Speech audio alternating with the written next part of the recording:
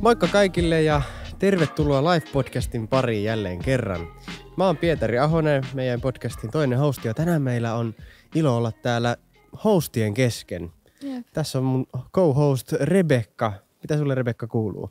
Hyvää kuuluu, kiitos. Tosi kiva olla täällä. On ollut tosi kiva tehdä tätä podcastia. Samaa mieltä. Munkin mielestä on ollut ilo tehdä tätä viikoittain. Ja, nyt mä kysyisinkin sulta ihan ensiksi, että miten sä oot alun perin päätynyt Lifeen mukaan? Joo. Mä aloin käymään Lifeissa, kun mä olin ysiluokalla. Mä kävin 50-leirin ennen sitä, ja sitten sieltä mä löysin vähän uskovaisia ystäviä, ja sitä kautta mä aloin käymään itse Saalamilla Life-illoissa. Ja sitten mä olin vuoden niin kuin Life-ilaisena, ja sitten sen jälkeen mä tulin staffiin. Ja siitä asti mä oon ollut mukana staffissa. Ja mä oon 21 vuotta nyt, joten 6 vuotta ollut mukaan kohta Lifeissa.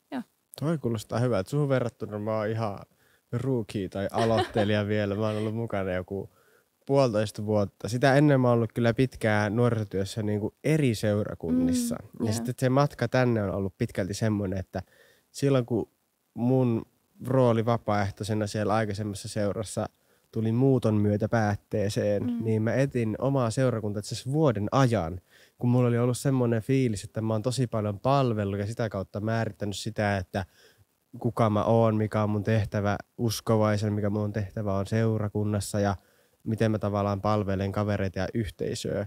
Yeah. Ja jotenkin mä aika paljon sen tekemisen kautta määritin itteeni, enkä niinkään sitä kautta, että mä oon vaan Jumalan lapsi. Ja sitä mä rukoilin ja sain semmoisen rauhan niin kuin vaan levätä. Ja sitten kun sitä ajanjaksoa oli noin vuosi mennyt, niin sitten Jumala alkoi puhua mulle, että olisi aika taas etsiä joku koti, missä saisi nimenomaan palvella. Ja mä rukoilin, että mikä olisi semmoinen paikka. Mä tulin sunnuntaina käymään Helsingin Saalemilla. Mä aina välillä kävin täälläkin. Ja sitten täällä oli silloin just maininta, että nuorisotyössä tarvittaisiin aikuisia. Ja koska mä olin silloin kokonaista 20, olisin mä ollut 2 vuotta vanha, niin sitten mä olin silleen, että ai vitsit, että mä oon aikuinen ja kiinnostunut nuorisotyöstä, mä haluan tonne. Ja sitä kautta mä menin sitten puhumaan, että saisinko mä tulla mukaan, että olisi ilo palvella. Ja pääsin heti mukaan ja sen jälkeen saanut olla täällä kaiken näköisessä mukana. Super. Jep, se on kyllä mahtavaa. Hei, me ollaan puhuttu tässä podcastissa hyvin erilaisista asioista, tosi mielenkiintoisten vieraiden kanssa. Ja jokaiselta vieraalta on kysytty, että mikä on heille rakkain Raamatun paikka tällä hetkellä, tai mikä lupaus Raamatussa resonoi heille. Mä heitän nyt tämän pallon sulle, Rebekka. Mikä sulle on rakkain paikka Raamatussa?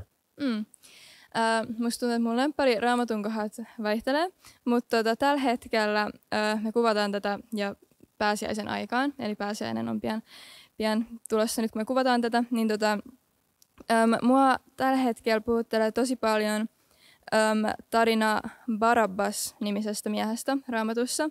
Ja mä luen tämän lyhyen tarinan tästä Raamatusta teille, mutta mä asetan tämän kontekstin nopea. Eli tämä tapahtuu siihen aikaan, kun Jeesus ollaan just vangittu ja se aiotaan ristiinnaulita. Ja tämä on niinku tämmöinen kriittisin hetki Raamatusta tai semmoinen niin tosi iso tapahtuma.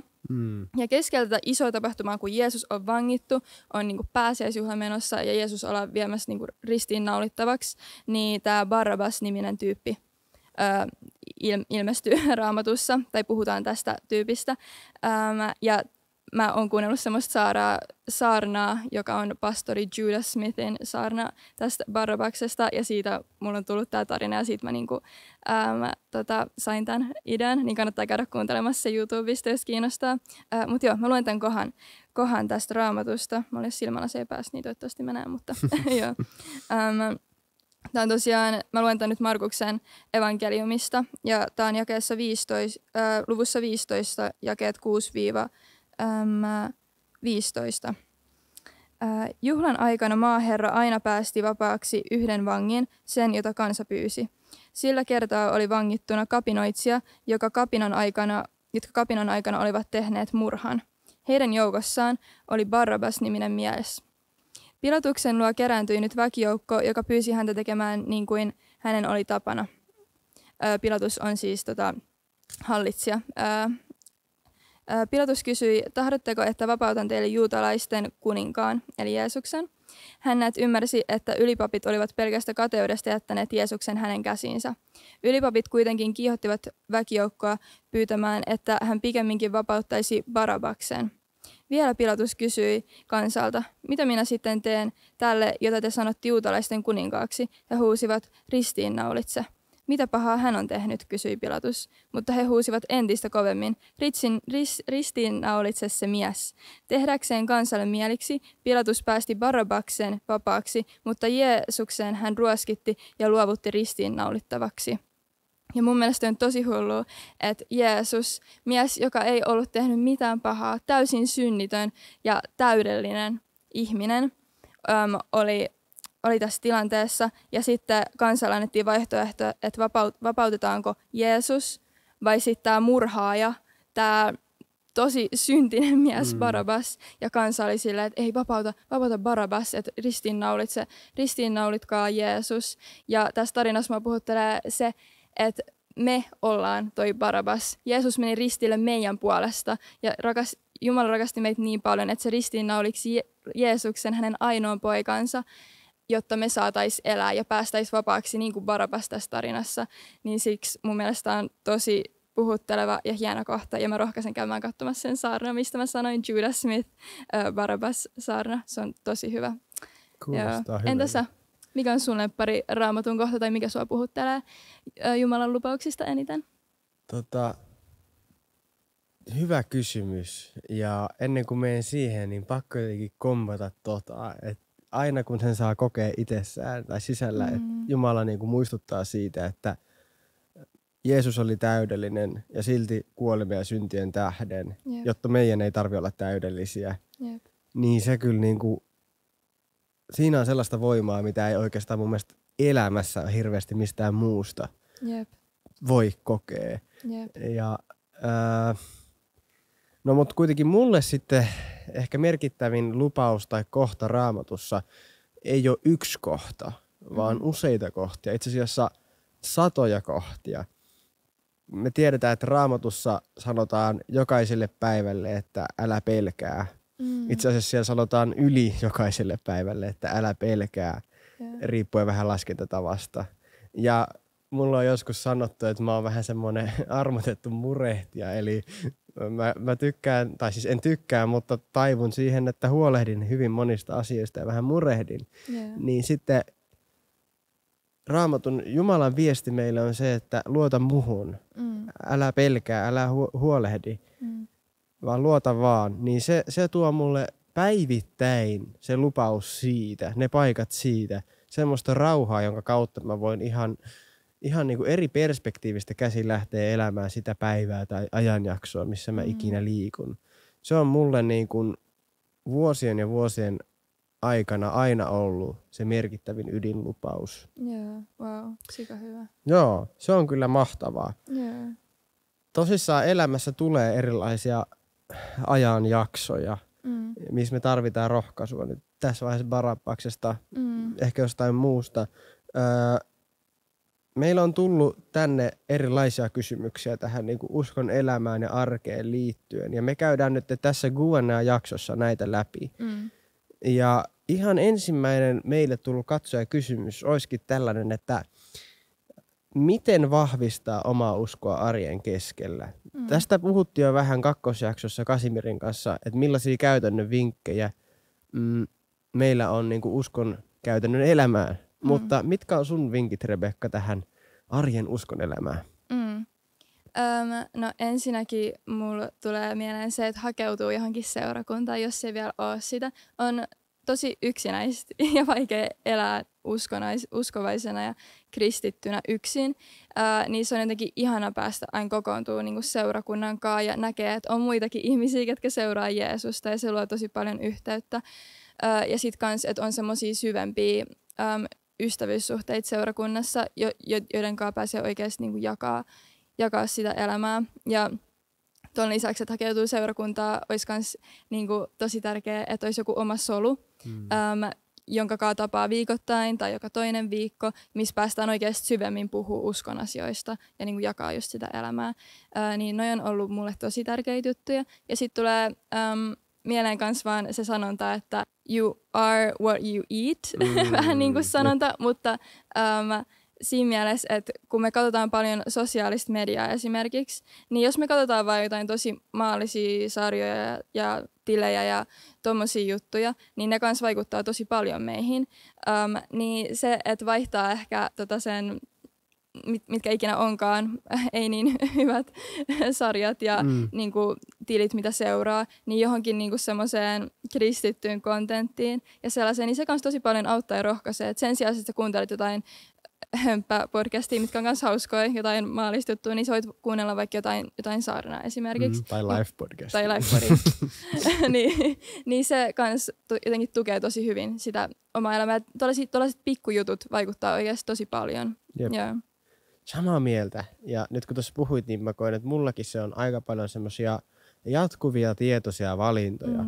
Että mihin mä käytän mun ajan ja mihin mä käytän mun energian. Ja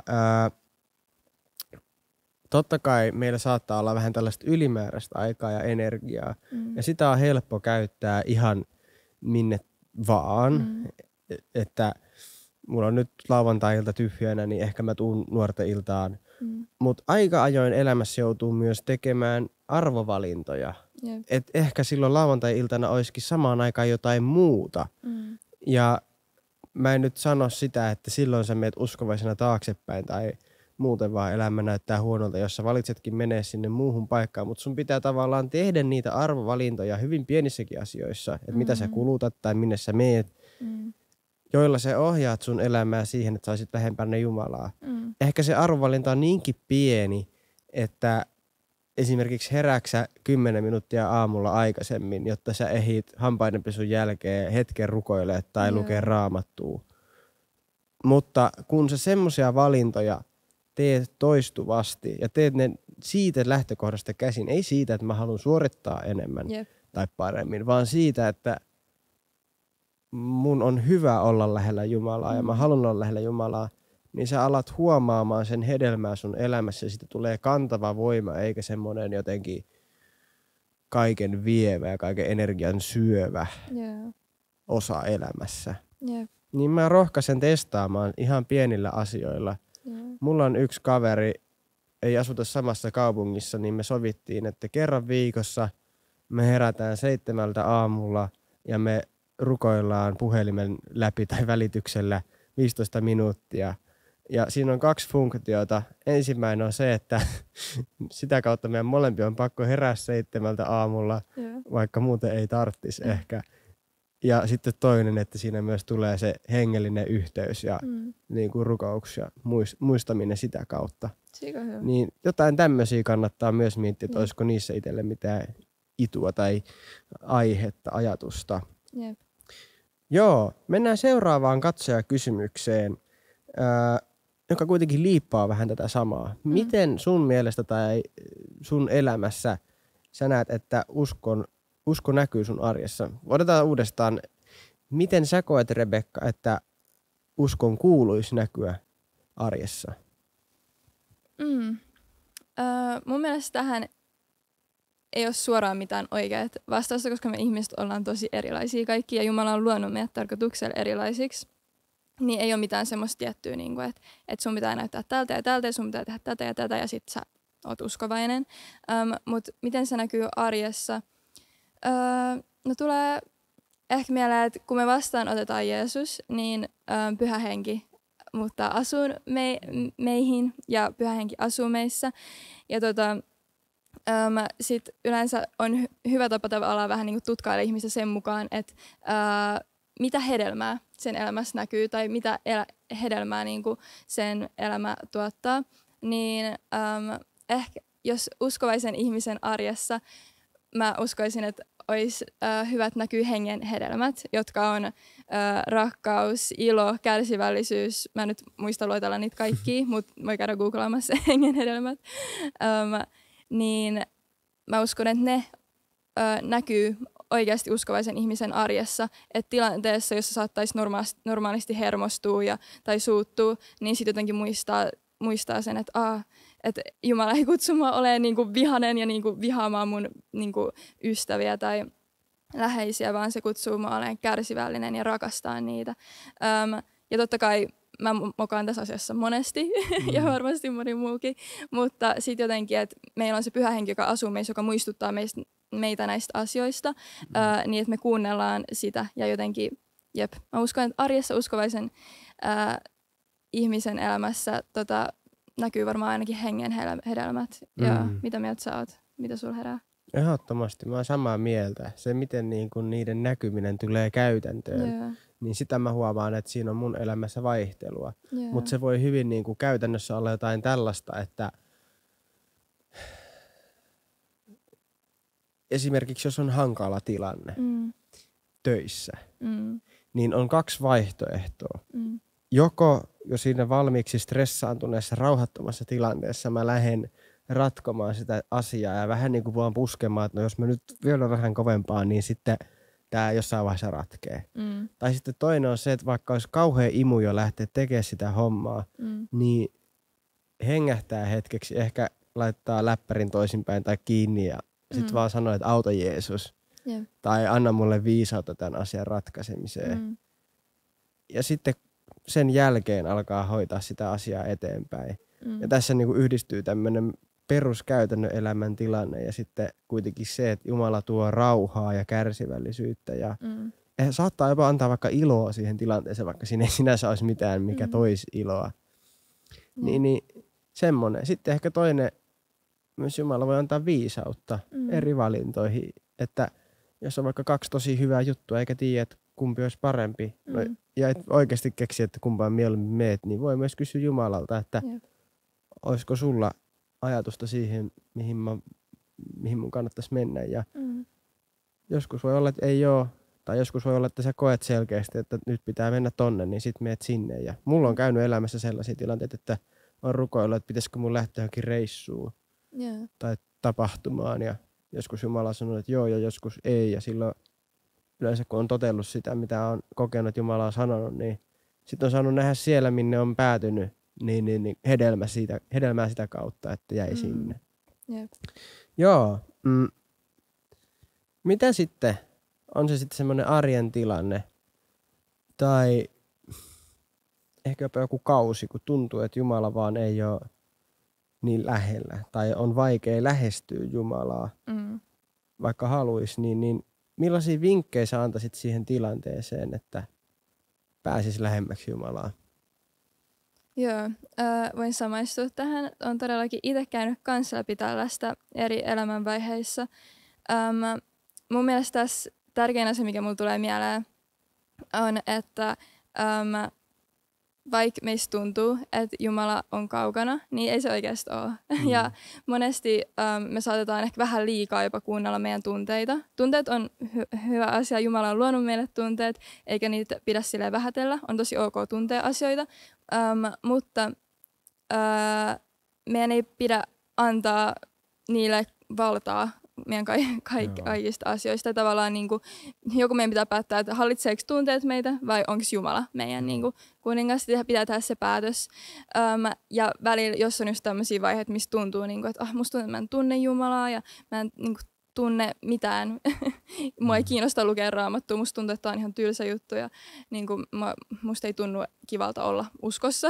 Niin ei välttämättä kannata ehkä kuunnella jokaista niitä tunnetta, vaan siitä huolimatta, että ok, mä nyt avaan tämän Raamatun, vaikka ei yhtään kiinnosta. Mä nyt luen tämän yhden jakeen ja vaikka siitä ei tulisi mitään, niin mä uskon, että se silti niin kuin palkitaan se aika, minkä sä käytät Jumalan kanssa. Vaikka se ei heti siinä hetkessä tuntuisi siltä, niin myöhemmin sä tulet näkemään, että oikeasti niin kannatti tehdä, koska toi elämänvaihe, missä susta tuntuu, että Jumala on kaukana, se ei tule kestää ikuisesti. Se tulee loppuun jossain kohtaa. Ja mä luulen, että sit kun sä oot päässyt tavallaan sen vaiheen yli, niin sä oot silleen, että onneksi mä niinku pidin kiinni siitä, että mä kävin silti seurakunnassa, vaikka ei tehnyt mieli, koska muuten mä saattaisin olla nyt ihan muualla elämässä ja saattaisin olla niin paljon tai jotenkin kauempana siitä elämästä, mitä mä oikeasti haluaisin elää ja mitä Jumala on kutsunut mua elää, niin kuuntele sun omia tunteita liikaa ja siitä huolimatta jotenkin puske sitä kohtaan, että sä haluat jahtaa silti Jeesusta, vaikka susta ei tuntuisi siltä. Ja se ei tule kestään ikuisesti se elämän vaihe, missä tuntuu, että on kaukana. Tähän sellainen jatkokysymys. Meillä oli tullut kysymys, jossa myös viitattiin hengelliseen sodankäyntiin. Että se etäisyys Jumalasta johtuisi siitä, että vihollinen yrittää tulla sun ja Jumalan väliin, laittaa asioita siihen, jotka etännyttää sua Jumalasta tai ylipäänsä tuo sulle ajatuksia, mitkä on ehkä hetkessä kiinnostavampia kuin Jumalan mielenmukaiset ajatukset. Esimerkiksi himot tai muuten vaan jotkut hauskat jutut, mitkä lopulta sitten distraktää meidät pois siitä Jumalan suunnasta tai kuvasta. Miten ison roolin sä annat tälle hengelliselle sodankäynnille siinä, että saattaa tuntua etäiseltä Jumala?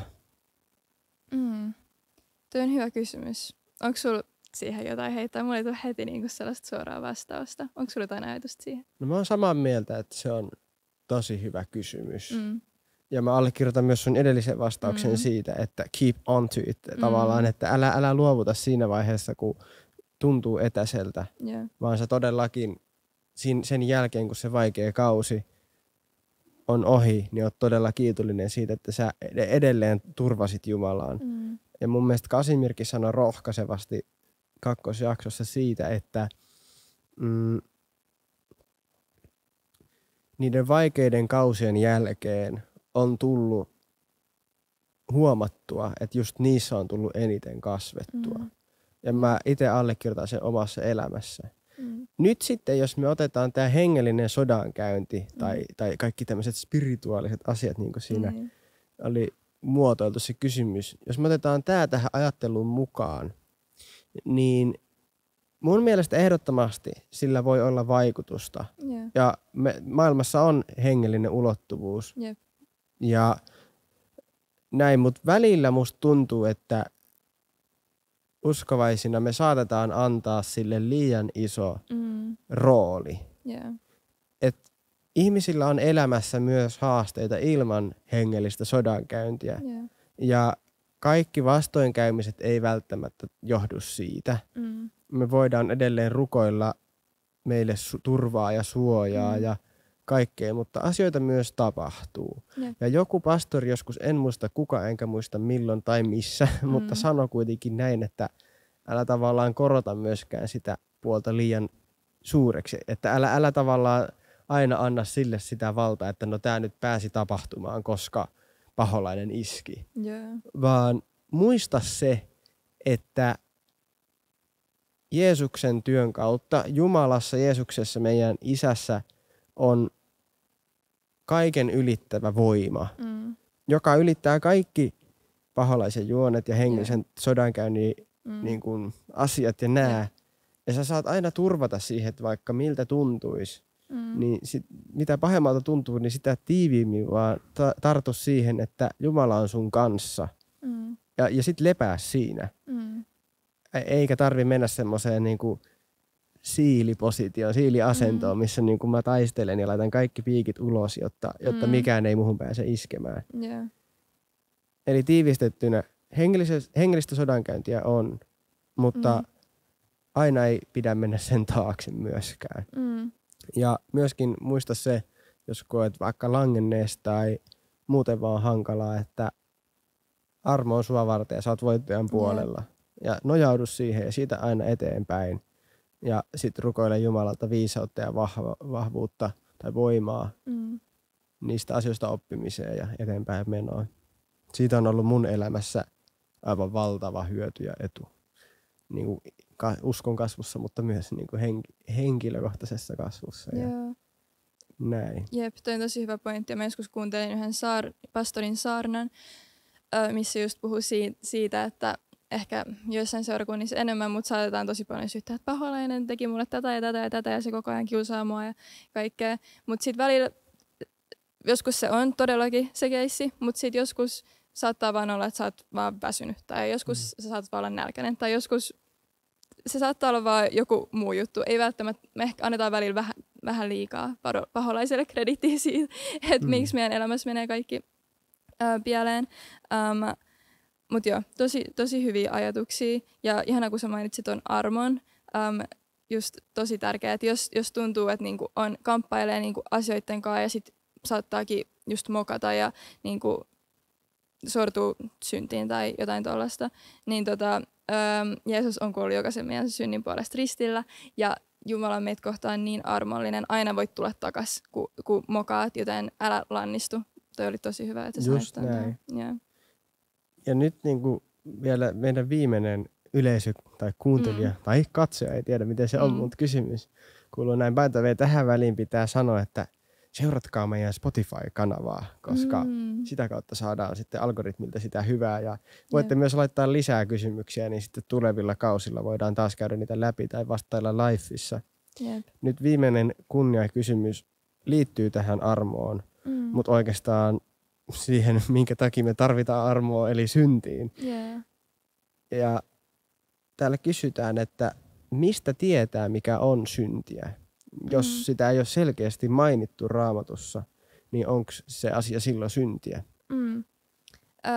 No mä palaan tästä taas siihen pyhään henkeen, joka meissä asuu uskovina.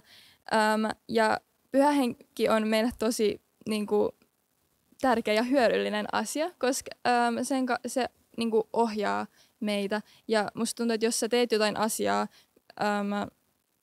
mistä sä et ole ihan varma, onko se syntiä vai ei, niin meillä tuntuu semmoinen conviction, mä en tiedä mikä se sana on suomeksi, mutta tulee semmoinen niinku tunne, että ehkä tämä juttu, mitä mä teen, ei ole ihan niinku oikein, ja tämä ei ehkä tuo kunniaa Jumalalle tai vie mua lähemmäs Jumalaa, niin pyhä henki puhuttelee meitä tavallaan tolla tavalla kanssa.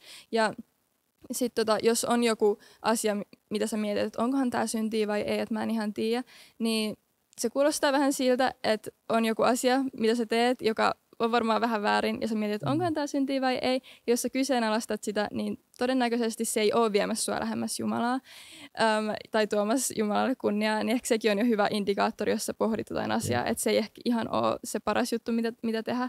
Mutta joo, se voi myös näyttää eri ihmisille erilaiselta. Esim. Jollain saattaa olla, mulla ei tule nyt mitään konkreettista esimerkkiä mieleen, mutta jotkut ihmiset saattaa kokea semmoisen, pyhä henki saattaa puhutella joitain ihmisistä eri asioista kuin sua, niin ei kannata sun omia convictions laittaa muille tai olla silleen, että koska musta tuntuu, että mun ei kuulu tehdä tätä, koska tää vie mua kauemmas Jumalasta, niin sunkaan ei pidä tehdä tätä. Että jotenkin muistaa kans sen. Mutta joo, synti on sitä, mikä erottaa meidät Jumalasta, vie meidät kauemmas Jumalasta, joten kaikissa meidän päätöksissä saattaa vaan miettiä, että okei, tuoks tää Jumalalle kunniaa, viekö tää mua lähemmäksi Jumalaa, vai onko tää joku juttu, minkä mä voin jättää pois, joka ei ehkä tuo Jumalalle kunniaa. Yeah. Just näin. Joo, mä kans itse uskon, että Raamattu on loppupeleissä meitä varten. Yeah. Ja me ei olla Raamattua varten, niin kuin me monesti ajatellaan, että me nyt noudatetaan näitä sääntöjä, niin sitten sitä kautta ehkä uskomme olisi korkeampaa, mutta ei. Raamattu on meitä varten, jotta me voida fyysisesti ja henkisesti paremmin. Ja siellä on vinkkejä ja ohjeita elämään, jotta näin voisi käydä. Mulla tulee mieleen semmoinen esimerkki siitä, kun ihmisillä on erilaisia niin kuin, tai eri tason herkkyyksiä omassa tunnossa ja näin, ja eri asioissa just painotuksia, niin kuin mainitsit, niin vaikkapa alkoholi. Joillekin se on herkkä asia ja sen tähden niiden pitää pitää täysin nollalinjaa. Joillekin se ei taas ole niin herkkä asia. Niin sen tähden mun mielestä on tärkeää, että tuommoisessa asiassa, kun tiedät, että siinä on eri herkkyyksiä eri ihmisten välillä, niin kunnioitetaan kaikkien osapuolien sitä herkkyyttä ja tilaa ja convictionia tässä asiassa siten, että ei esimerkiksi yllytetä rikkomaan sitä oman tunnon linjaa tai muuta vastaavaa sille, että hei, ei toi on niin vakavaa tai muuta, koska sille toiselle viedä tosi paha olo. Mutta se on ihan ok taas sit sun puolesta, jos susta tuntuu, että se on ihan näin. Ja sitten vielä semmoisen lisään, että luultavasti meillä kaikilla on meidän kipupisteitä ja herkkyysalueita, niin luultavasti silloin, kun me lähennytään Jumalaa, niin Jumala alkaa myös avaamaan meille uusia asioita meissä, mitkä meistä on aikaisemmin tuntunut siltä, että tämä on ok. Mutta jotta sä voisit olla parempi tai voida paremmin, niin sun pitäisi jättää se alue tai osa elämässä poissa. Niin voi olla, että jossain vaiheessa sun uskonelämää, kun sä oot syventynyt suhteessa Jumalan kanssa, niin Jumala alkaa puhumaan sulle. Yeah. Että toi ei ehkä ole hyväksi sulle tai toi ei ehkä ole ok. Yeah. Niin silloinkin on hyvä kuunnella sitä ja tutkia sitä ja olla herkkänä sille. Ja rukoilla, pyytää Jumalalta sitä, että jos tää ei ole ok, niin anna mulle vaihtoehtoja ja täytä tää alue jollain muulla. Ja sitä kautta sä tuut taas pääsee lähemmäksi Jumalaa ja ennen kaikkea sä myös voit paljon paremmin. Se on ihan täys win-win. Niin, joo, suosittelen kuuntelemaan Pyhää Henkeä. Jep. Molemmat approvataan. Jep. Hei, tää Guadnaa-jakso alkaa lähestymään loppuaan. Mutta mulla on vielä viimeinen kysymys nimenomaan sulle, Rebekka. Sä oot yksi tämän podcastin luojista ja nimenomaan liidereistä ja saan itse esimerkiksi tässä upeasti olla mukana. Onko sulla joku viesti tai asia, minkä sä haluat välittää meidän kuuntelijoille, katsojille, lifeilaisille, ehkä niille, jotka ei vielä ole lifeissa? Mitä sä haluaisit sanoa tähän loppuun? Mä haluan vaan rohkaista jotenkin astuun siihen Jumalan kutsuun sun elämässä. Ja vaikka se askel saattaisi olla pieni, niin sillä on silti tosi iso merkitys. Ja esimerkiksi me just puhuttiin, ja mä sanoin, tai ennen tätä jaksoa mä sanoin Pietarille, että tämä on tosi mun epämukavuusalue. Ja mä en olisi uskonut 5 vuotta sitten, että mä oon tässä asemassa puhumassa.